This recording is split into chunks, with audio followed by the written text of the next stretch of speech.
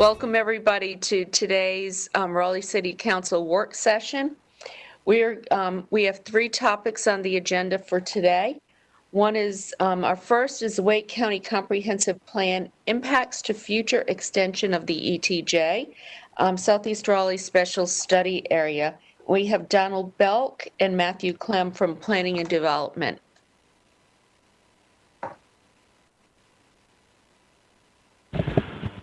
Good afternoon, Mayor and members of Council. Pat Young with the Planning and Development Department. And as you referenced, I have with me today Matt Clem and Donald Belk of our department, who have been working on the project you're going to hear about today for the last 15 months. And what that is, and I'll be turning the microphone over to them for a presentation in just a moment. And then we also have some other team members here who have worked on this project. But this is about the Southeast Special Area Study and what's called the Plan Wake, which is also known as the Wake County Comprehensive Plan, that the county is working on with the city and other partners to develop. And a focus area of the Wake County Plan is an area bounded roughly by Barwell Road and the Neuse River in the west, Johnston County in the east, and the town of Knightdale's long-term growth area in the north, the town of Garner's long-term growth area in the south. And we've designated this as the Southeast Special Study Area. This area is very large. It's over 18 square miles, which is approximately half the size of inside the Beltline, Raleigh, for context. So what we'll be doing today is providing you a status of the two aforementioned projects and providing some background information and policy context around growth in this area and the rules and requirements associated with ETJ, or extraterritorial jurisdiction expansion and annexation in this area. Today's presentation is information only, but within the next several months, we hope to come back to you with options and recommendations for how, where, and when the city will grow in this area. So now I'll turn it over to Matt for a short presentation, and then staff will be available for any questions you all may have. Thank you.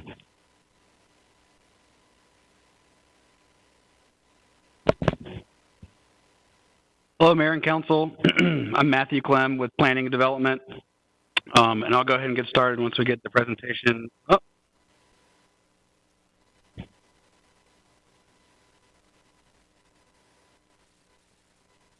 All right, here we go. So Raleigh has a couple different types of jurisdictional limits and planning boundaries. So we have our corporate city limits, our ETJ, or our extraterritorial jurisdiction, and our urban service areas. They're shown on this map here. So everything in gray on this map, which is the extremities of the map that you can see, is some other town's jurisdiction in Wake County. The tan color is our corporate limit, which is about 95,000 acres. We have full authority in this area. We provide the full spectrum of city services here. This area generates our tax revenue, and residents who live in this area, the corporate limits, elect the city council. You can see the white colors just on the outside of that tan shape, which is the ETJ. That's about 22,000 acres. This area is still in Wake County, but we have zoning authority here. Property owners in this area can request to be annexed, and based on our policies, they're most likely to be approved.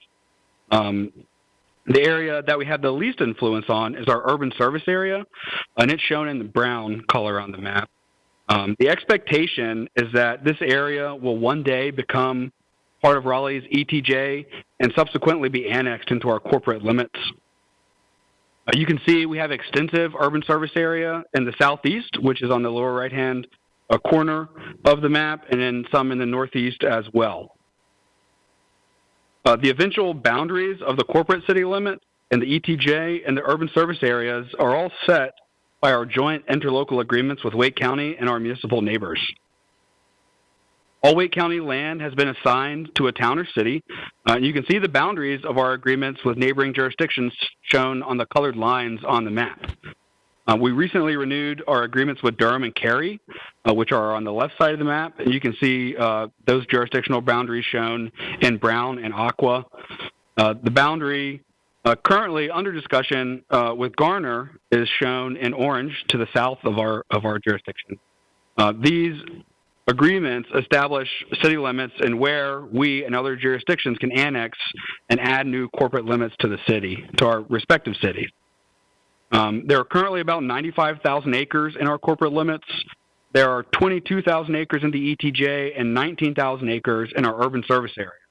So conceivably, that means Raleigh's corporate limits could one day increase from 95,000 acres to 136,000 acres, which represents about a 40% increase.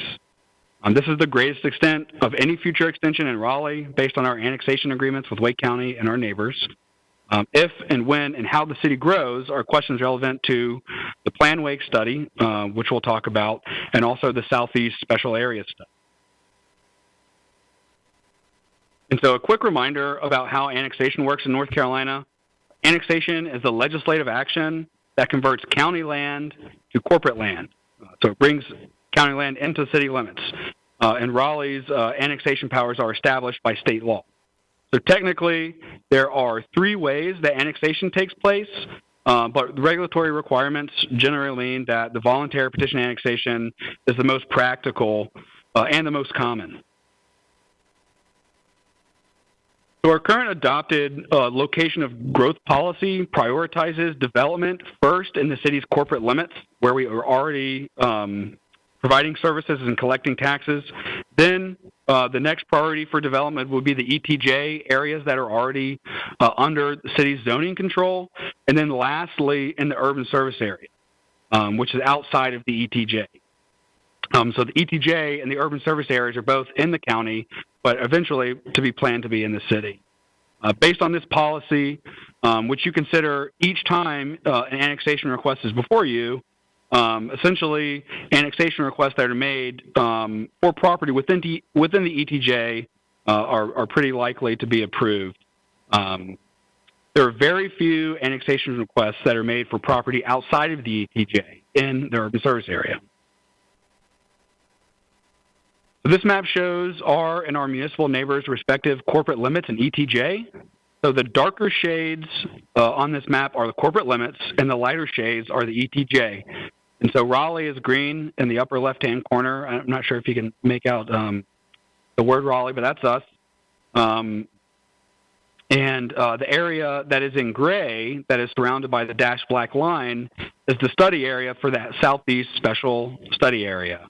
And that is the urban service area. So this is outside of our ETJ, which is the light-colored green. And it is planned to eventually be brought into our ETJ, which is the subject of the study and further conversations. So again, based on the location of growth policy, development and redevelopment within the dark green of the city is the first priority, and then development in the light green, which is our ETJ, is the second priority. Lastly, development in the gray is the lowest priority and would only occur under very limited circumstances, which I will explain next. So past Raleigh City Councils have adopted two resolutions that manage the limited circumstances when annexation can occur outside the ETJ and in the urban service area. The resolutions state that annexation petitions for property outside of the ETJ and in the urban service area should not be accepted unless one of the following situations is present. So first, an emergency connection to water and sewer for a public health emergency, meaning that someone's well or septic system is failing, and that presents a broad public health concern. Two, if there's property that's located in Durham that we have agreed to serve and annex in the future, so there are properties that have been identified for that event. Three, if there is property outside of our ETJ that is in the Falls of Neuse water supply watershed, and a proposed development on that property meets the standards for watershed development, we may annex those properties. Four, we may annex property in a neighboring ETJ when both parties agree that Raleigh will take them through some future agreement. So we would annex properties under this situation if Raleigh and another municipality agreed to do so. Five, the property is publicly owned. We would annex those properties. Six, we may annex property that was split by two ETJs when this resolution was adopted. And seven, we may annex property that is adjacent to our existing corporate limits and is adjacent to existing water and sewer infrastructure. So to review, those are the only circumstances where the city's resolutions would support annexing property outside of the ETJ. And shown on this map, again, the dark colors are corporate limits, the light colors are ETJ. The gray area surrounded it and the black line is our urban service area.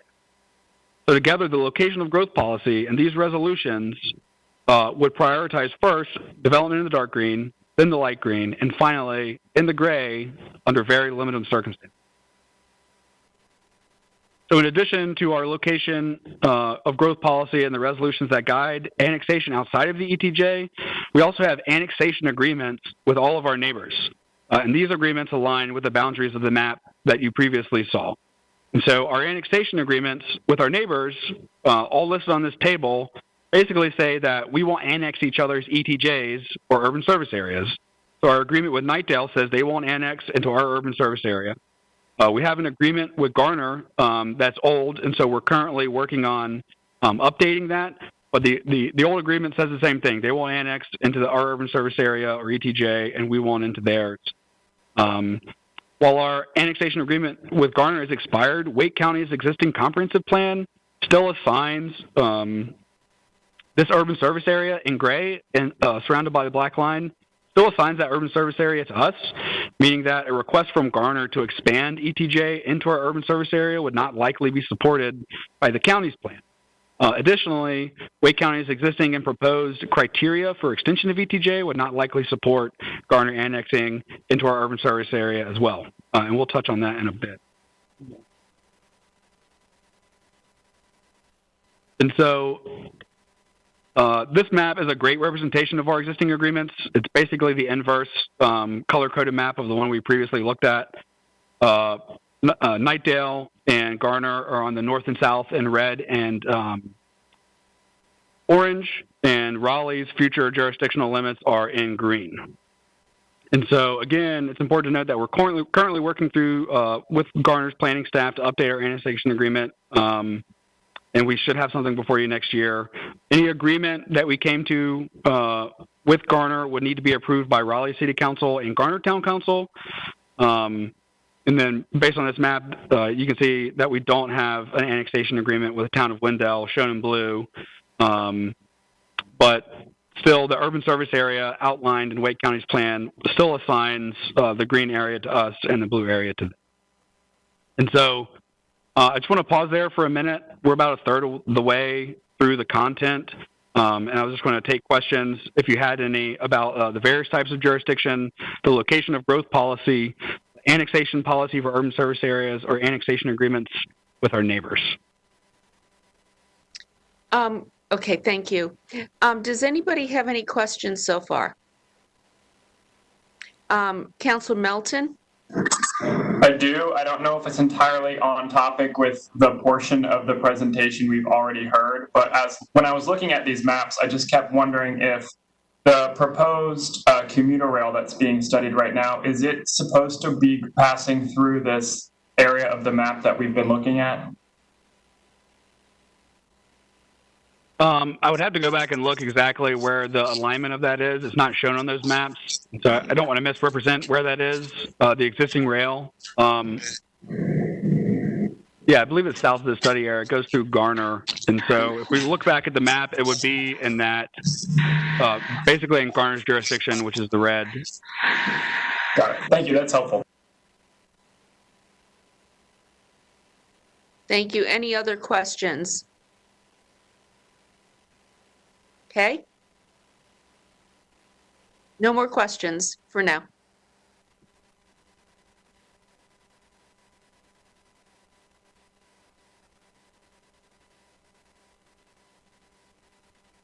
All right.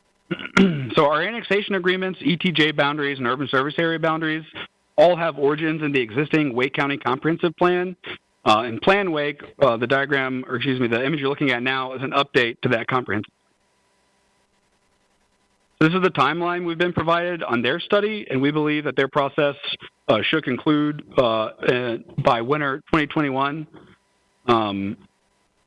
And part of the update includes 3 critical elements on how Wake County's jurisdiction relates to Raleigh's, specifically how to evaluate a request for ETJ expansion.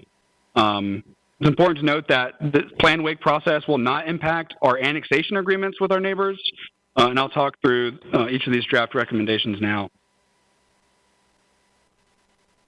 So first, Plan Wake will update the ETJ expansion criteria. ETJ expansion has to be granted by Wake County, and these are the guiding principles that they'll use in making that decision. And so criteria 2, 3, and 4 are existing. Those are criteria that the county has used for some time. Criteria 1, 5, and 6 are new, and they tie ETJ extension to a new map, which I'll show you in just a minute. And the criteria also newly require community engagement in alignment with countywide goals. And so we think these new requirements are beneficial given our engagement process, current engagement process practices, and strong relationship with Wake County. So this is the draft development framework map, and what this map shows is the areas that are planned for eventual annexation into some town or city in the county, and which areas will remain under county jurisdiction. So an important thing to keep in mind about this map is that this is a reflection of each municipality's long-range plans. This is not Wake County guiding growth. This map is an accounting of our collective growth and service plans, every Wake County town and city. On this map, areas identified as transit focus, which are in the center of the map, basically around our planned BRT network, transit focus, our walkable centers, and areas designated as community are all based on the previous Wake County plan and are already in the corporate limits of a town or city today or within an ETJ. So the community reserve and rural areas, which are shown in the 2 different shades of green on the map, are planned to stay within Wake County's jurisdiction and not be annexed into a town or city. The black outline you can see in the lower right-hand corner, it's around a green shape of rural identified land. That's the Southeast Special Study Area. Some of the study area is shown as future city of Raleigh, and some of it is shown as rural Wake County jurisdiction. This is a reflection of the city of Raleigh's existing plan. Our future land use map recommends a mix of rural residential and low-density residential for much of that area. And I can pause here again if you have questions about Plan Wake. Otherwise, I'll get into what we have about the special study area. Do we have any questions? Nope, no questions.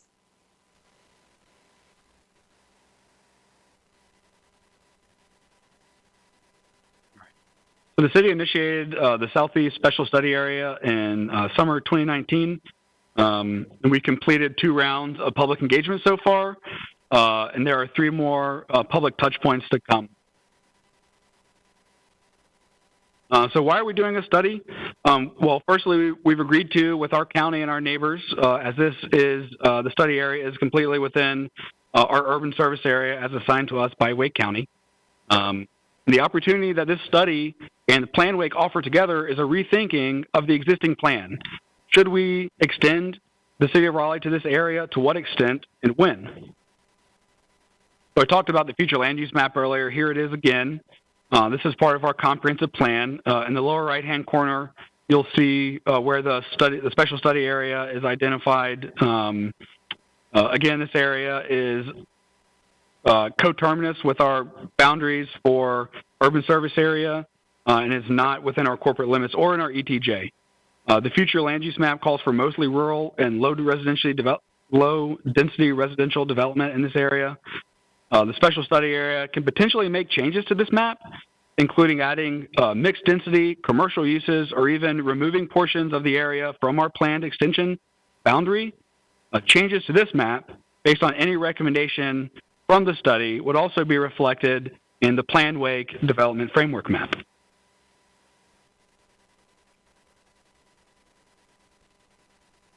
So the city has also made large-scale investments to sewer capacity in the area. And while the purpose of that investment was to better serve our customers, Knightdale and Wendell, and improve overall infrastructure resiliency, the investment will also likely induce development demand in the study area. Also, we know that NCDOT has slated the completion of I-540 for 2029, which will also likely increase development demand in the study area. And so understanding these changes to available infrastructure and how they will likely increase development demand, what we're looking to decide is how should the city plan for that increase. So here's a map of the two projects. You can kind of see the red dots that follow the Neuse River from the upper left-hand corner through the center of the map. That's the new interceptor project for public utilities. And then the orange and black line through the study area going north and south, that's the eventual alignment of I-540. And an important consideration of what type of development could occur under our standards compared to Wake County standards. Development under county standards with access to water and sewer, without access to water and sewer can produce, development under our standards, city standards, with access to water and sewer can produce a wider variety of housing and employment options. A county development is limited to large lot, detached residential development. This is mainly due to access of water and sewer. And so, again, an important decision point for the study going forward. So our standards also require sidewalks and bike lanes, which may reduce automobile reliance for future residents of the area. So we also know that the city has historically expanded its services to the north and northwest. Annexation means clean drinking water and better street maintenance. These services create opportunities for a higher quality of life. Access to water and sewer allows for subdivisions and smaller lots because individual houses do not have to provide their own septic systems and wells. And so smaller pieces of property are typically more affordable than larger pieces of property. Maintaining private wells and septic systems add to the expense of ownership. And so this is a map of Raleigh's original corporate limits in 1972. And the next slide is going to be a GIF that'll show you how we've grown since then, basically. Here it goes. And so basically, the important thing to keep in mind here is that until this point in 1969, the city did not provide any meaningful expansion of services to the southeast. And even since then, annexation and the provision of city services have disproportionately expanded to the north and northwest. I'll play it back again. And so you can see the limits expanding in there into the southeast for the first time. And again, as it has progressed until 2013, shown in this map, still disproportionately to the north and northwest.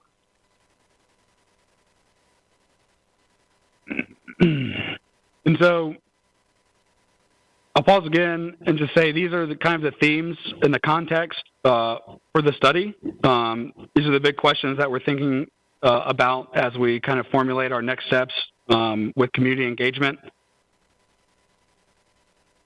And so to this point, we've had 2 rounds of engagement so far. And so at the beginning of the study, we asked the community what was important to them, and this is how they rank those priorities. And it's clear that some of these priorities are better served by Raleigh zoning standards, and some of these priorities are better served by county zoning standards. We also asked what the community's preference was for ETJ extension, and there was no real consensus among respondents. What we did learn, however, was that large landowners with prospects for redevelopment have a greater interest in expanding ETJ and eventual annexation because it will result in higher rates of development for their properties. And of course, we heard from people who lived in rural subdivisions today that they did not want Raleigh to expand ETJ and eventual development in this area because they wanted to maintain the rural character of the communities that they live in. These are the 3 options we put out for public preference. Option A, you can see here, is a no extension option. And so what you see on the left side of the screen in red is our ETJ and corporate limits. So what is under currently our zoning powers. And you can see that the study area is outlined in red and Neuse River is running through the middle. And so option A is no extension. Option B was an extension to I-540. It's about 2,800 acres. And so an extension into this area would involve applying city zoning to about 2,800 acres of county land. That's option B. And option C would extend the ETJ by 3 miles, which is the largest extension allowed by North Carolina law. And this would involve applying Raleigh zoning, a city-initiated rezoning, to about 7,400 acres of county land in total. Again, there's no clear community preference among these options. And so again, this is where we are in the process. What we want to do next is further refine potential land use visioning for the study area based on options B and C to see what any eventual outcome for planning may be there. We also want to do a more detailed fiscal analysis on the various options.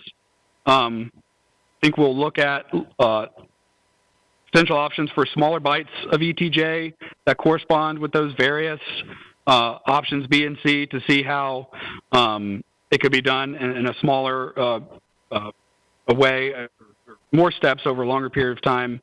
And we think we can be back before you in January with some more fine-grained options for the future of the study.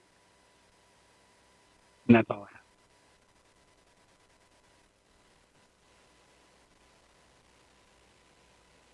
Okay, does anybody have any questions? Mayor Pro Tem Branch? Well, really not too many questions. I kind of know this area very well, and I want to thank staff for the work they've done. I know this is an area that I've had some interest in staff looking into because of 540. You know, being born and raised here, I've seen what changes the interstate can have in a community. And I look at McGee's Crossroads and the Cleveland area off of 540. And with 540 coming through that area, and knowing our zoning standards that we have as a city, the county, they have their own standards. They're usually for a rural area, a rural community. And development is going to come to this area at some point. And I do know that the 540 project, DOT has moved up to, originally they were going to begin construction in 2029. They have moved that up to 2026. With that being said, that's going to have a major impact in that area, in that community. And I've noticed how Clayton and Johnson County is growing, and their improvements that they're making. This isn't about annexation for me. This is about the ETJ and standards, and the standards that the city has for water, for fire, for sidewalks. As we know now, when we try to go back and retrofit areas that have had a rural standard, it's been a challenge. Trying to put in a sidewall, having to add. But if a policy is in place for things to be built out from the beginning, that saves our taxpayers in the long run. This is the long range, long-term thinking. But growth is coming. People are moving here. Of course, USA Today came out and said we're not in the top 10, but we're number 11. And when I looked at number 10, we have the same ranking as number 10. So we're pretty much tied. We have to prepare. I think it would behoove us to continue to let our staff work with the citizens, work with the community to provide feedback. And at a later date, then we make the appropriate action as far as making that request to the county. Councilor Buffkin. Thank you, Mayor. And Mayor Pro Tem Branch, thank you for those comments. I agree wholeheartedly. And as I was listening to you and reflecting on the experience in Western Wake County, as 540 has expanded out in Morrisville and Cary, and the boom in development that we've seen out there, I think it's probably a safe assumption, and Mr. Clem, perhaps you could help us with this. Do you expect to see the same kind of level of development that we saw on the western side of the county with the expansion of 540, given what the accelerated schedule for 540 on the eastern side of the county in the study area we're talking about? Yeah, that's a great question, Councilmember Buffkin. We looked at the future land use map in the presentation, and much of the study area is currently called or recommended by that map for low density and rural residential development. As you know, these plans that we're doing now, just like the Southeast Special Study Area, is an opportunity to change what those properties are designated on that map. So currently, if zoning was applied there, based on the recommendations of the future land use map, it would likely be low density or rural residential zoning. This process provides the opportunity to change what the city would like to see in that area in the future. Yeah, great. That's very helpful. Well, I don't know that I have a lot to add, but I agree with the sentiments expressed by Mayor Pro Tem Branch, and I certainly have a feeling that we would all be better served to guide development in this area rather than leave it to the current county standards. So, thank you. Councilor Stewart. Thank you, Mayor, and thank you, Councilmember Branch, for your leadership in this area and your comments. And I just want to highlight the importance and significance of this work. I think it's going to be a real case study for communities across the country, if not at least the state, in terms of how we are growing out. We talk about wanting dense development, but this, because of the 540 extension, is coming, and so there's so much importance in how we balance growth in this community, in this area, and so the thoughtfulness of having this study done is huge. But we can't lose sight of the equity issues, of the sustainability issues around Moose River, and all of that farmland out there, of the need for development, because we are a growing city and we keep making those lists. So I just want to really highlight the importance of doing this planning and thank our staff for taking on this job. So that's it. Anyone else? So I just want to say this is really important work. And this is the first time I've seen us get ahead of planning in this way. And, you know, when we start thinking about the future of Raleigh, you know, when I moved here over 30 years ago now, I lived as north as you could live. It was Durant Trails. Look what's happened since then. We're going to continue to grow. We want to grow smart. We want to grow wisely. We want to create walkable communities, and we want to be welcoming. And I think this is a great opportunity for us to really get ahead of the curve. And I just want to commend staff for doing a great job, and also Mayor Pro Tem for your comments. They're right on. So thank you very much.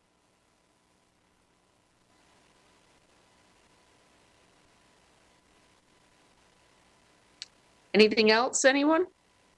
Okay. Keep up the good work. Thanks.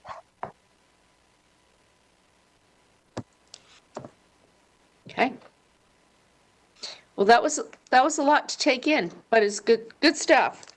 Next, we have the Triangle Bikeway update. I had gotten a review of this, and I thought it was really important for the full council to hear what is planned and what the opportunities are. So we have Iona here speak to us. Hi. Hi. So Iona Thomas with McAdams, presenting on the Triangle Bikeway project. And thank you so much for having me here today. I'm representing, this is a joint project between Campo and Durham Chapel Hill MPO.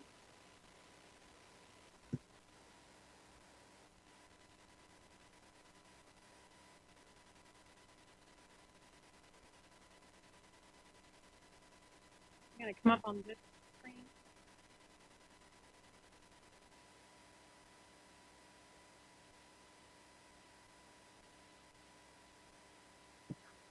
Oh.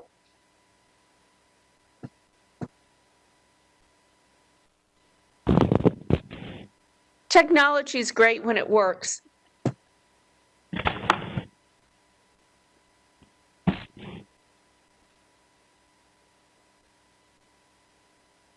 Okay, hopefully I can read it.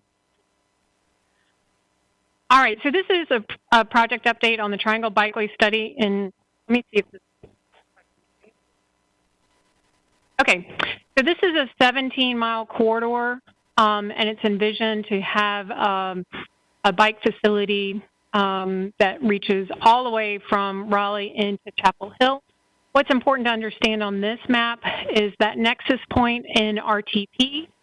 From there to the east, what you see in yellow, there has been some alternative analysis done that was funded through a Wake County project.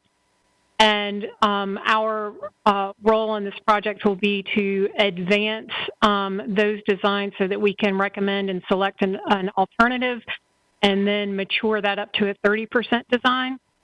To the west, what you see in pink there hasn't been any analysis done on that side of the project yet.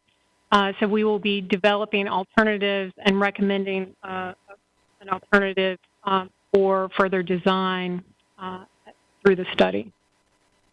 There are a couple, before we get too deep into the project, I want to get us thinking about what this corridor will look like in the future. So we have disruptive technologies that are changing the way this corridor is going to feel in the future.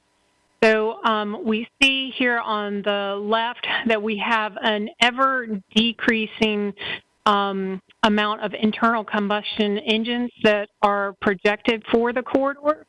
So we know that we're moving towards more and more electric vehicles, both hybrid vehicles and pure electric vehicles, and we expect that those trends are going to continue and actually accelerate as we move forward into the future. So what is a very loud and very exhaust-heavy corridor is going to get quieter and quieter and cleaner as we move into the future. So this project, if we were able to get federal funding and move forward with a project like this, we might start seeing pieces of it on the ground in 10 to 15 years.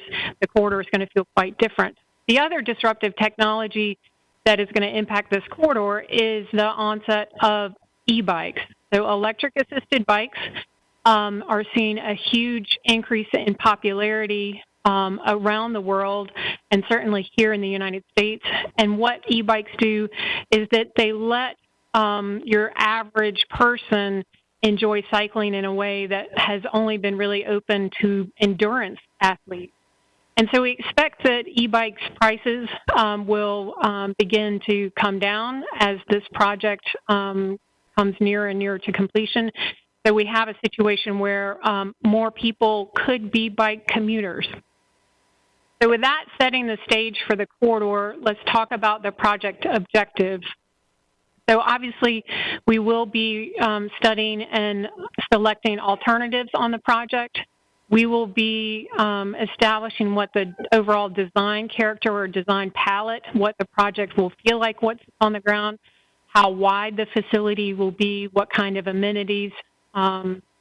Transit is a very important piece of this, of the commuter patchwork that we're trying to put together. I'm going to talk about some case studies where the connection between a commuter bikeway and transit facilities have been woven together to really create a powerful way to get more people out of single occupancy vehicles. This is a 17-mile corridor that goes across a lot of different jurisdictions. So we'll be having discussions about maintenance. We'll be working with NCDOT to coordinate the different TIP projects that they have along the corridor.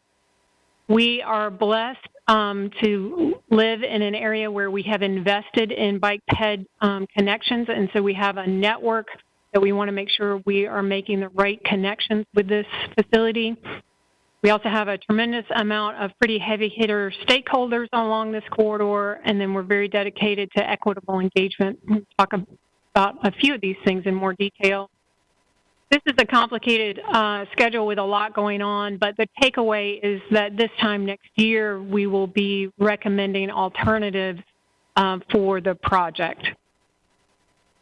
There are 4 tenets or foundational elements of our community engagement. The first is effective multi-jurisdictional coordination, and that has a couple of different pieces.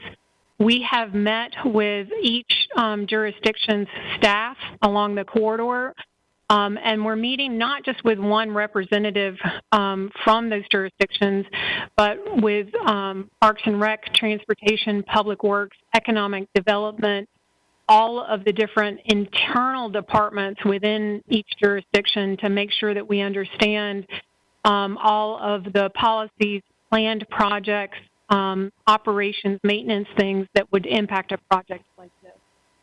I mentioned our stakeholder involvement. I don't think that there's a stakeholder we're missing on this project. We have NCDOT, RDU, State Parks, U.S. Army Corps of Engineers, Wildlife Resources, Duke Energy, North Carolina Railroad, RTP. So we're working closely with each of those stakeholders from early on the project and throughout the project to make sure that we are hearing their concerns and planning with those concerns in mind. We are also very dedicated to connecting with groups along the corridor who may have historically been excluded from planning projects like this. And I'm going to talk a little bit more about some of the ways that we're trying to reach into the community to connect with those groups. And then, of course, adaptive engagement during COVID. So we got notice to proceed on this contract in March. You guys know how that timeline probably affected the project. I think we've done a good job of adapting to a virtual environment, and we'll talk about some of the ways that we have done that. This is just an update on our meetings. We have completed interjurisdictional meetings with all 5 of the different towns and cities on the corridor. We have briefed all of the mayors on the corridor with the exception of Mayor Heminger in Chapel Hill. That is scheduled. And then our stakeholder meetings are ongoing. There's a little bit of strategy and sequencing that's going on there, but we're making good progress on our stakeholder communication. This is our website, trianglebikeway.com, and there are a couple of different ways to interface with this website. We have case studies from around the country, which I'm going to share just 2 of those with you. We have a crowdsourced map where we have received over 300 point or line comments from stakeholders and the public about how the project should be put on the ground, and then connections that we should be making. And then we have a survey, which I'm going to share some interim results with you as well. So our case studies, we thought it was important to learn from our brother and sister cities around the country on a project like this. We did reach out and find quite a few, and there are actually more that we could add to this.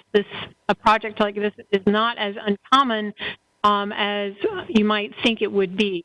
We were interested in their timelines, how long it took projects to get on the ground, how they funded those projects, how they dealt with challenges, how they leveraged partnerships, and then, of course, technical and design solutions that they employed to get the projects designed and built safely for users and the transportation network as a whole.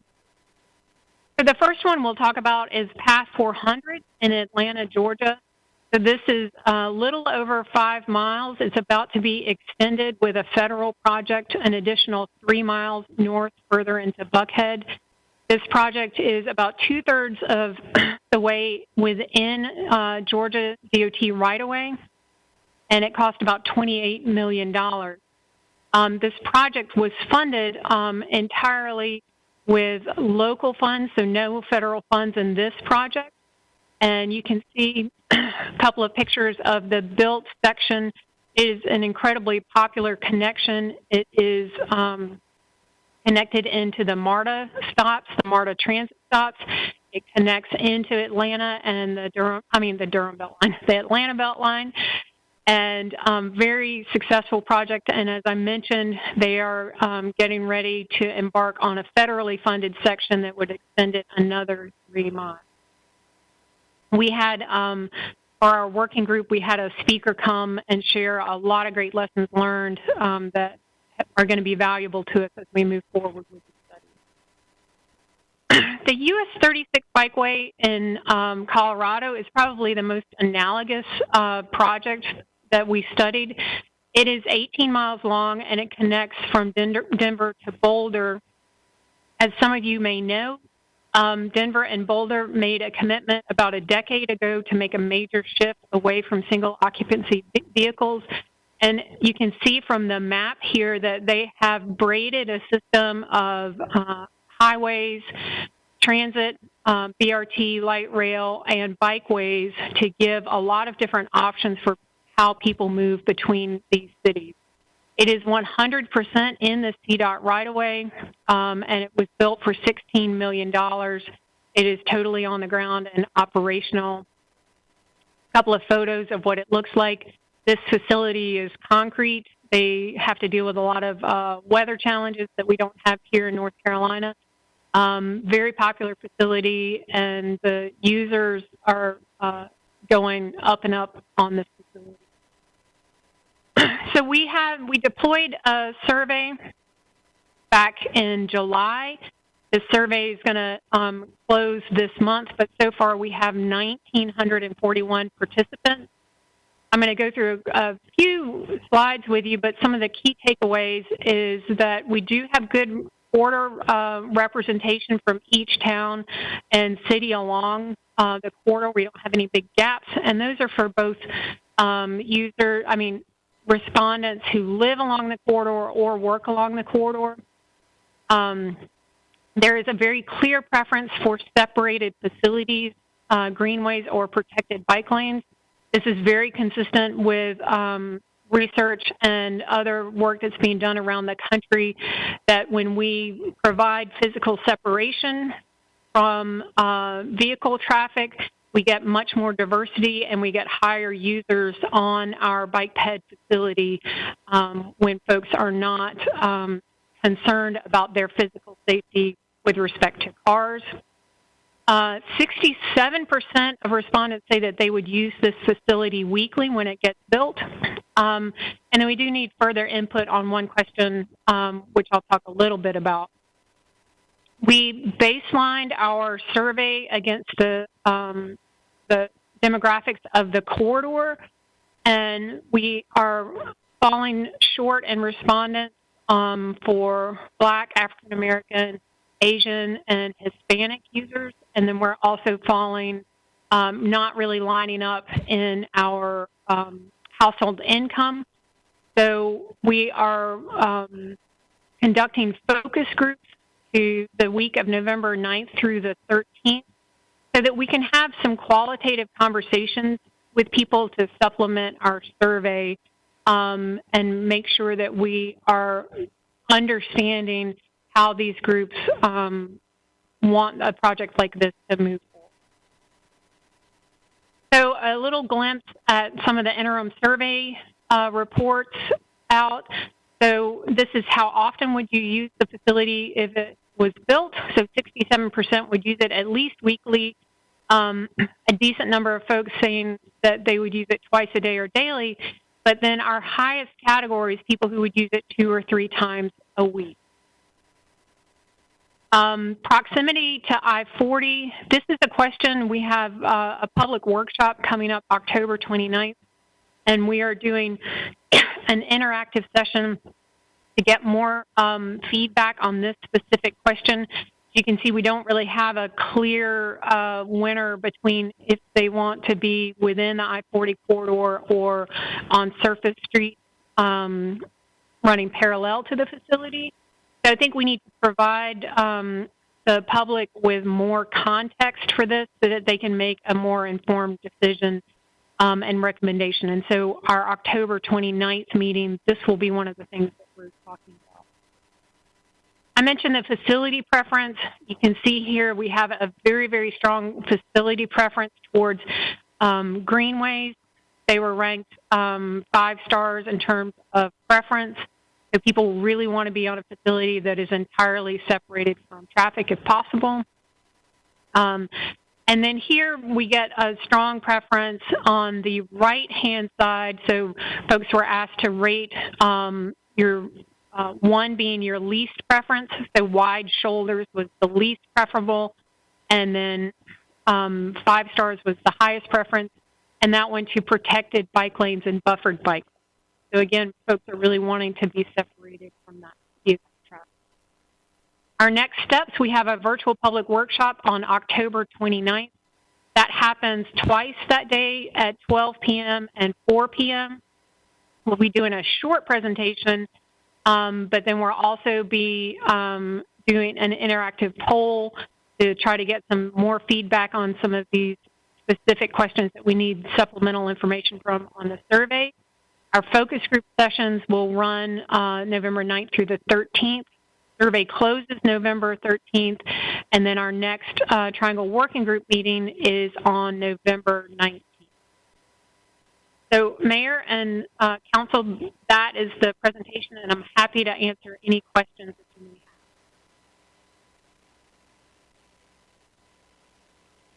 Do we have Councilor Fort?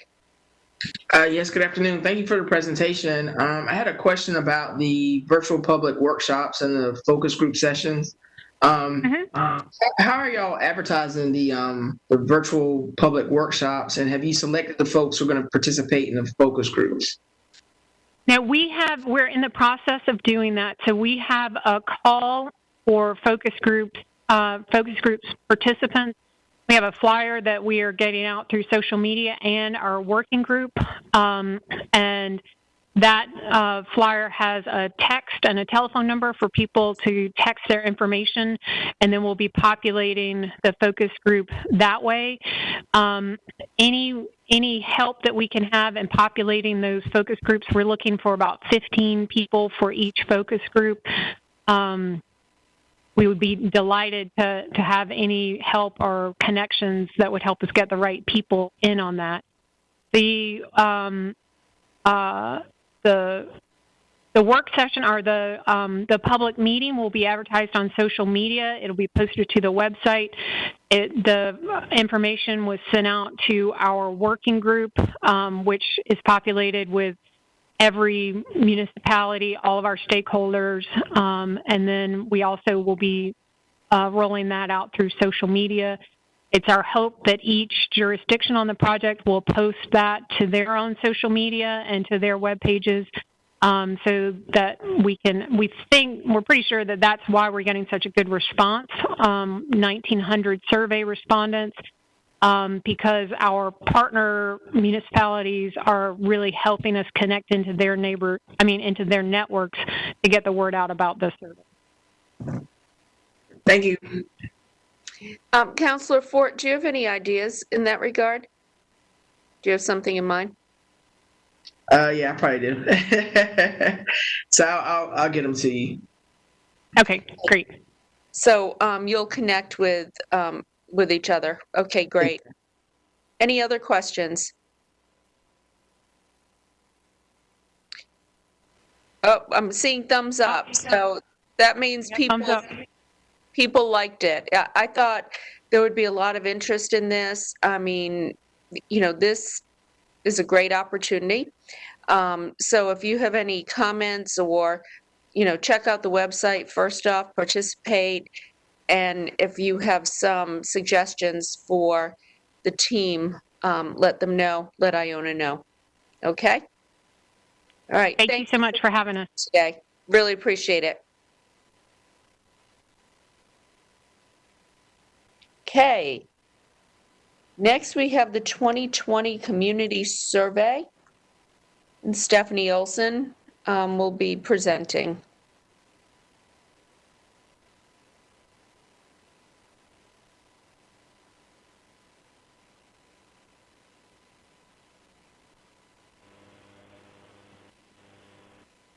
Good afternoon, Mayor and City Council. I am excited to be here today to present a brief update on the upcoming 2020 Community Survey.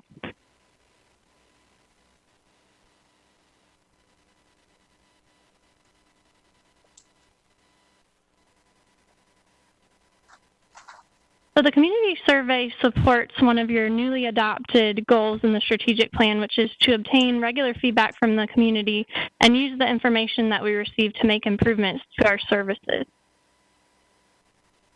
To provide a bit of context, this will be the third community survey that the city administers. We first conducted a survey in 2016 and again in 2018.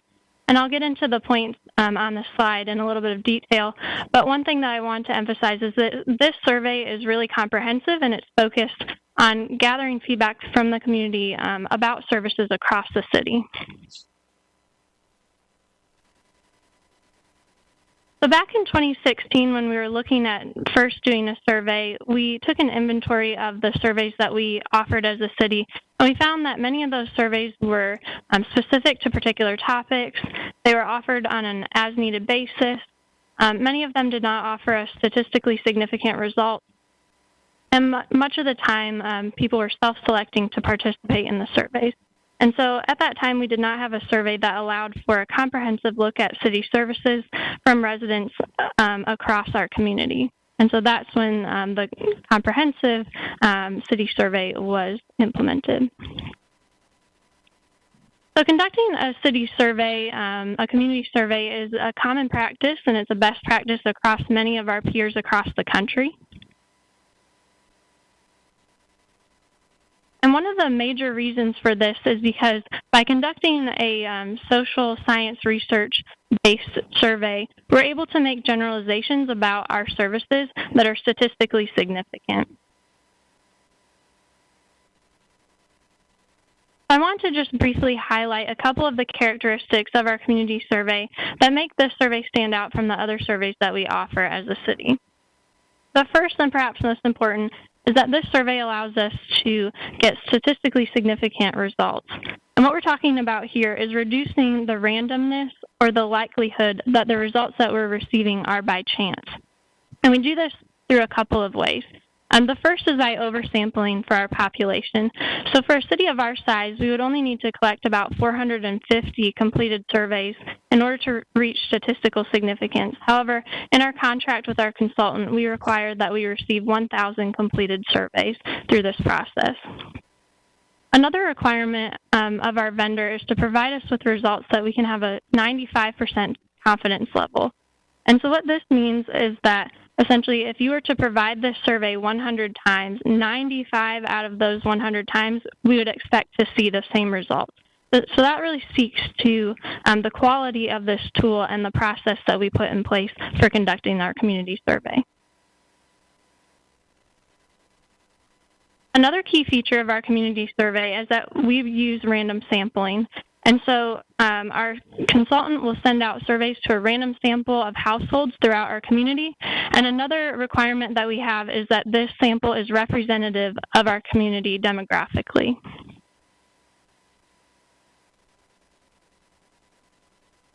Another feature of this survey, and one of the reasons that we conduct this survey, is that it allows us to provide benchmarking, not only for across other cities, but also across time for our own community, so that we can see how results are changing over time. And we do this by ensuring that we have question design and selection that matches with social science research standards.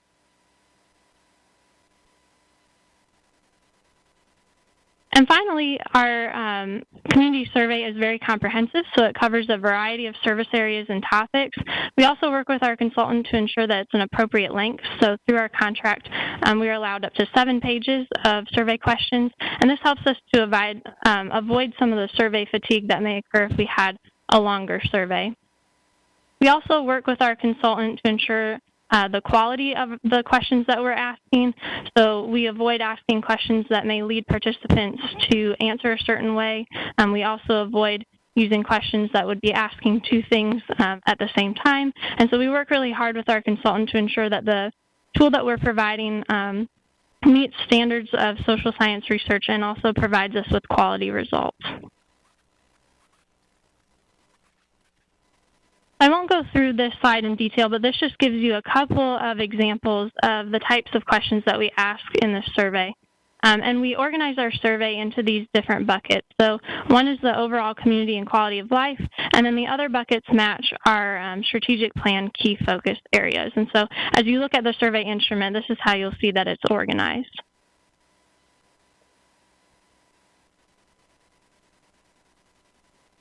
So we strive for a high level of consistency in our survey so that we can compare ourselves over time, and we can also compare ourselves with other communities.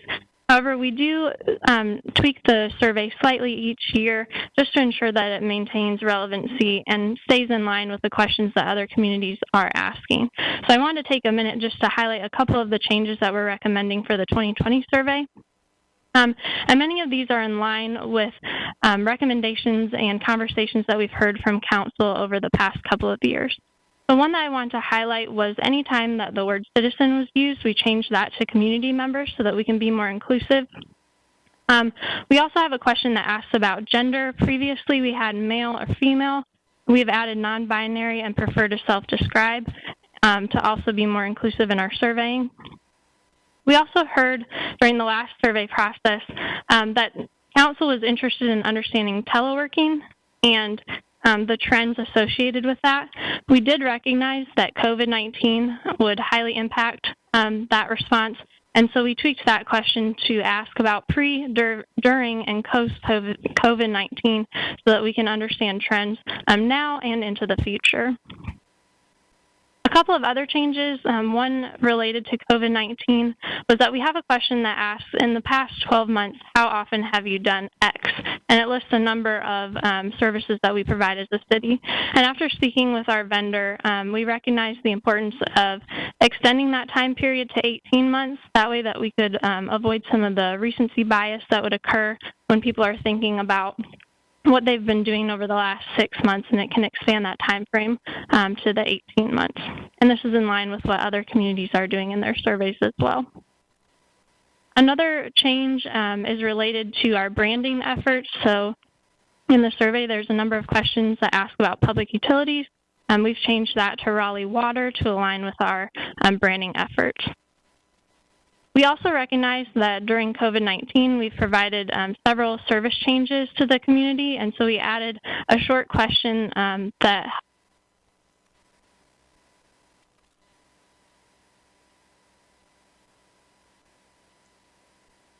We lost you.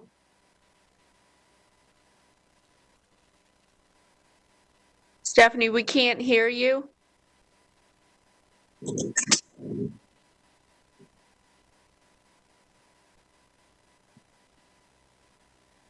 Is anyone else having trouble hearing? Yeah, and it doesn't seem like she can hear us in the chamber. Yeah. Beth, is Beth there? Yeah, I'm messaging to council chambers and letting them know we lost the audio.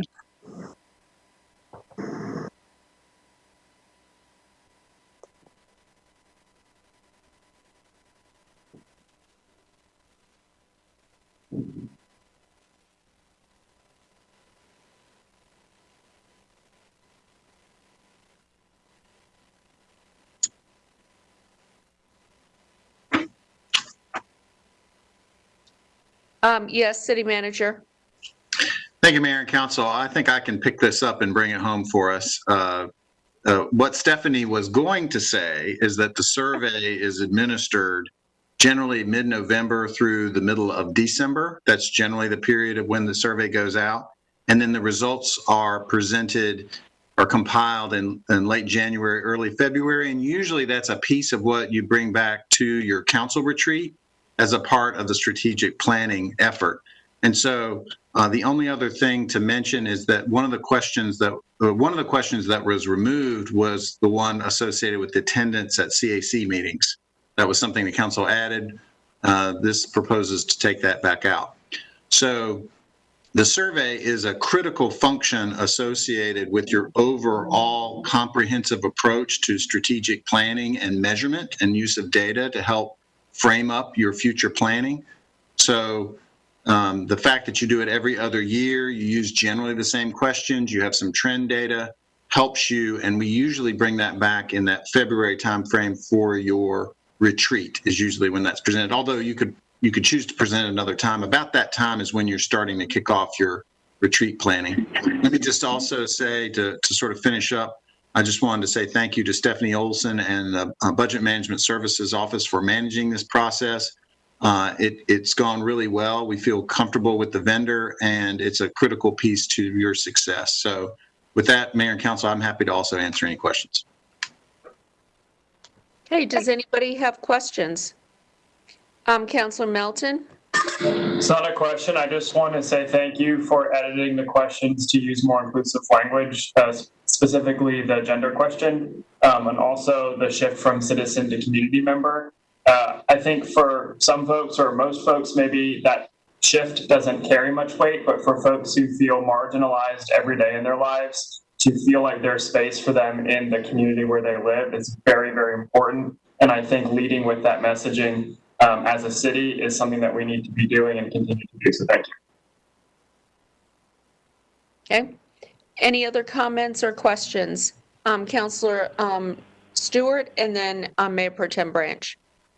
Thank you, Mayor. I just want to thank staff for their work on this. And Stephanie, I do really appreciate that you've already talked with the vendor about the COVID questions.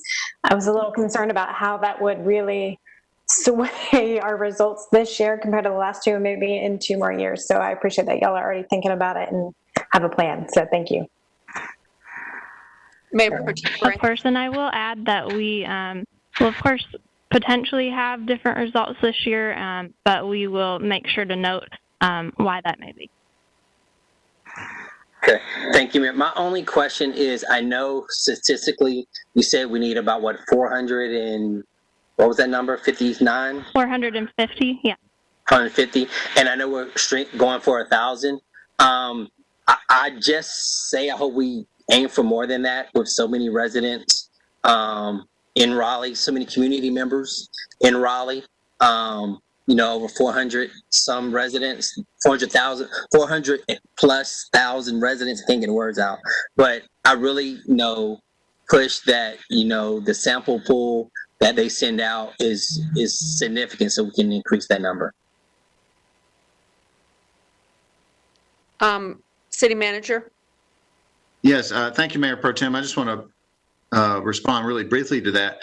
That's the 1,000 is the minimum requirement for the vendor. As you may recall, on the last 2 surveys, they were greatly exceeded that number and actually commented how successful they thought Raleigh was in terms of filling out and responding to surveys. So that's really the minimum requirement. Okay. Okay, thank you. Thank you. Any other questions? Councilor Knight? I have something that I forgot to ask at the end of the Triangle Bikeway study, if we've already, just real fast, if we're getting ready to close the shop. Not a question, just if I missed something, I just want to ask a question. Can I ask that now or wait? Hold on one second, Okay. Councilor Knight. Let's just see if anybody else has another question for Stephanie. Okay, I just want to say that this was a process we started in 2016 when I was on the council, something that Ruffin brought to us when we hired him. And I'll tell you, getting feedback from this has been great because it makes it easier to make data-driven decisions. You can see the feedback. So I'm excited that we're continuing this. And, it will be interesting to see if our community members, and I love that you changed it from citizens to community members, that's a 2 thumbs up. If they have any ideas for how we can govern better during COVID or how we can engage the community, I would like to make sure that we're asking some of those questions. So thank you. Okay. Thank you. All right, thank you. And now Councilor Knight about Triangle Bikeway. Sorry about that. Yeah, so I'm very excited about this project, as I know we probably all are. And I got distracted at the end of the presentation. I see the next steps. Did Iona mention when she or they will come back before the council to give us an update on what the feedback they've gotten and in what stage they'll come back to us to give us an update, because I'm highly interested in moving this forward. Thank you. I don't recall that. We can have staff get you that answer, Councilor Knight. Okay? All right. Is there anything else? Okay, well, I have a motion that I'm going to read to go into closed session. A motion is in order to enter closed session pursuant to GS 143-318 11A6 to consider the qualifications, competence, performance, character, fitness, conditions of appointment, or conditions of initial employment of an individual public officer, employee, prospective public officer, or employee. So moved. Do I have a Second. Second. Okay, all in favor? Anyone opposed? That was unanimous. Ralph, thank you. Okay, we are now going to enter into closed session. Thank you, everybody, for attending today.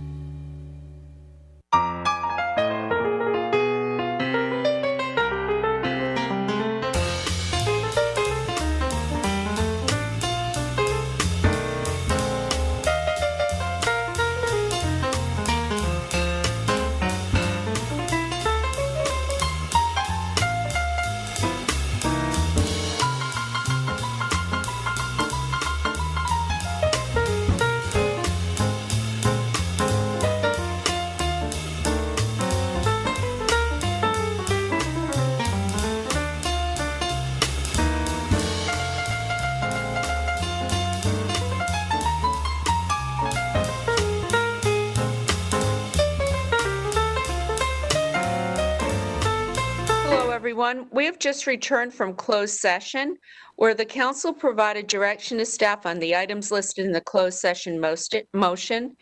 The meeting is now adjourned. Thank you.